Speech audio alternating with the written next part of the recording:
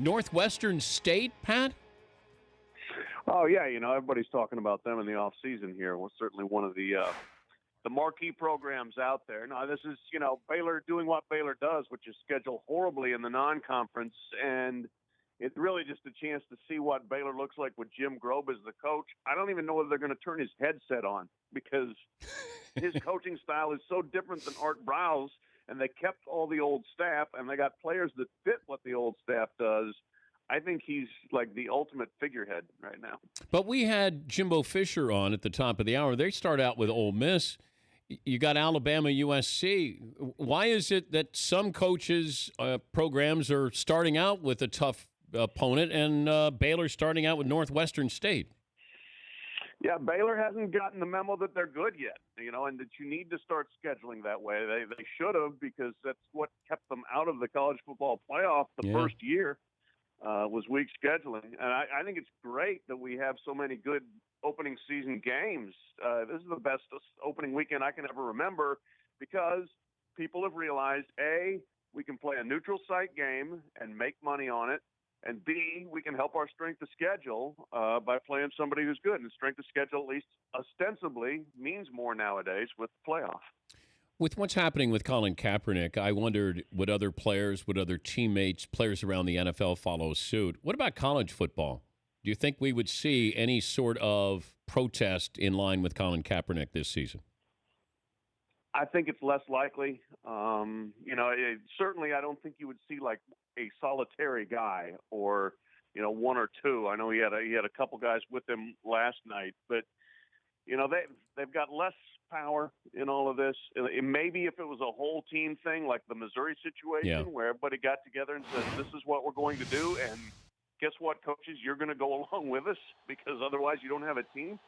But in general, I think there would be potential for greater backlash, especially if it's one or two guys and they're in a less powerful position. Most important game of the week is where?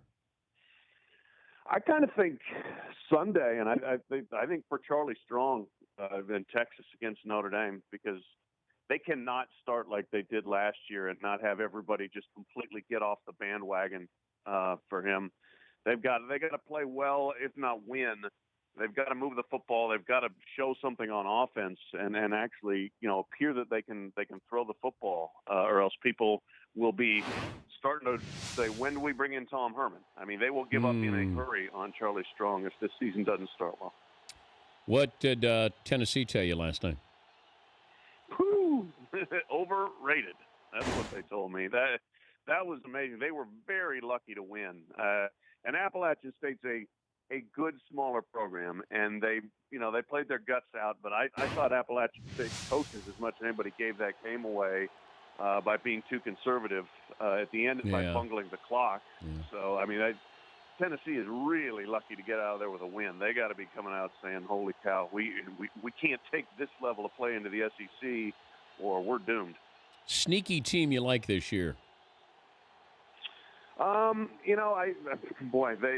I'm not sure how sneaky they are, but I go back to Boise State, which I've always been an admirer of that program. But I think they could go 12-0, 13-0, win that Mountain West, and be sitting there saying, "Hey, why not us in the playoff?" Their schedule is pretty easy. They've got Washington State, which is not a bad opponent, but otherwise, I think that they've got a chance to reel off a ton of wins. They brought back a lot of experience from last year's team that was good.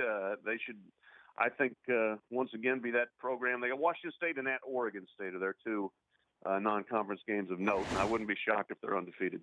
Who is less likely to duplicate or even come close to their numbers from last season? Christian McCaffrey, Leonard Fournette, or Deshaun Watson?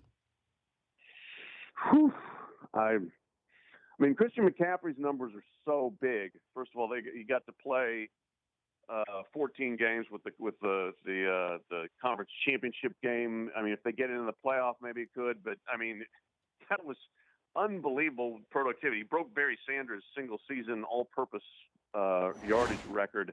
That's hard to do again. If he stays healthy, he'll have a chance. I mean, he's a real deal as a player.